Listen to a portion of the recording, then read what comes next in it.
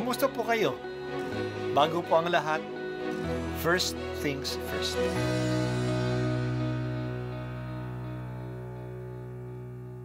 Good morning po. Sinisimulan po natin ngayon ang first things first. At dito po, tinatalakay natin sa unang bahagi ng umaga natin ay ang first readings na binabasa po sa banal na misa. Ito pong tinatalakay natin kasi madalas po marami na tayong alam tungkol sa gospel readings. Pero konti po ang nagsasalita sa first readings. Pero ang first readings, bahagi din po yan ng Biblia, ng banal na kasulatan. Kaya susubaybayan po natin ang mga first readings. Basahin po natin at kuminsan kailangan ng basahin ng 2 o 3 beses bago maintindihan kasi hindi po tayo familiar sa mga istorya at sa mga kaisipan na tinatalakay dito. Ang pagbasa mula sa aklat ni Propeta Isaias. Ako ang Panginoon, inyong Diyos, at siyang nagpapalakas sa inyo. Ako ang may sabing, huwag kayong matatakot at tutulungan ko kayo. Sinabi pa ng Panginoon, Israel, mahina ka man at maliit, huwag kang matakot, tutulungan kita. Ako ang Diyos ng Israel, ang magliligtas sa iyo. Gagawin kitang tulad ng panggiik, bago at matalim ang kaniyang ngipin, at ang mga bundok at burol ay iyong gigiikin, at dudurugin tila alikabok. Itatahip sila, tatangayin ng hangin, pagdating ng bagyo ay pakakalatin.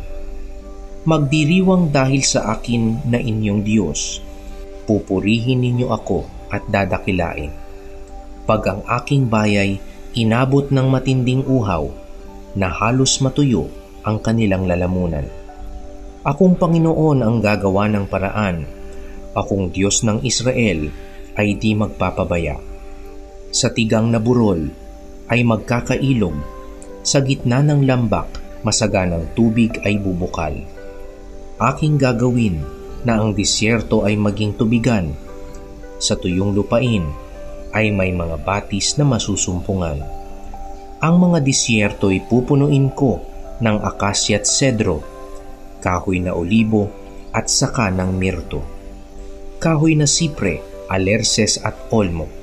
At kung magkagayon, makikita nila at mauunawa na ang nagbalangkas at lumikha nito ay ang Panginoon, ang banal ng Israel. Ang salita ng Diyos. Salamat sa Diyos. Ang lugar ng Israel at ang mga karating bansa ay isang tuyong lugar. Maladisyerto ang lugar nila. Kaya ang tubig ay isang pangangailangan. Kaya ang pangarap nila sa isang maayos at masaganang lugar ay isang lugar na may maraming batis.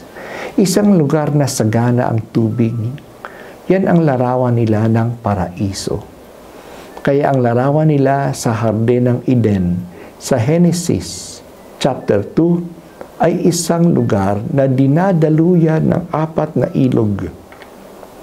Ito rin ang kasaganaan na inilalarawan ni Propeta Isaias sa ating pagbasa ngayon. Maliit lang ang bayan ng Israel kung ikumpara sa ibang mga bansa noong panahon. Kaya sinabi ng Diyos, Israel, mahina ka man at maliit, huwag kang matakot, tutulungan kita. Ako ang Diyos ng Israel, ang magliligtas sa iyo. Sinasabi pa ng Diyos, aking gagawin na ang disyerto ay maging tubigan. Sa tuyong lupain ay may batis na masusumpungan. Pupunuin ng Diyos ang lupain nila ng maraming punong kahoy, akasya, sedro, olibo, mirto, sipre at olma. Magiging mayabong na gubat ang dating tuyong lugar. Ang mga paalaala sa mga Israelita noon at sa atin ngayon ay huwag tayong ma-discourage. Ang Diyos natin ay dakilang manlilikha. Maaari niyang baguhin ang may hirap nating kalagayan. Kaya huwag tayong matakot.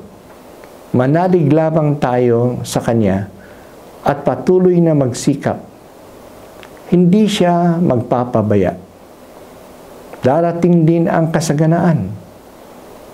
Ang mas matindi na kakulangan ng mga bagay at ng pera sa buhay ay discouragement. Kapag discouraged na ang tao, hindi na yan magsisikap. Kaya ang pananampalataya ay nagpapalakas ng ating loob sa pagpapaalaala sa atin na hindi tayo nag-iisa. May Diyos na nangangalaga sa atin. May Diyos na tutulong sa atin. Salamat o Diyos at ang pag-ibig mo ay wagas. Palagi kang nababahala at nahahabag sa amin. Naniniwala kami sa iyo. Ito po ang unang pagbasa at ako po ay si Bishop Roderick Pabilio dito sa First Things First.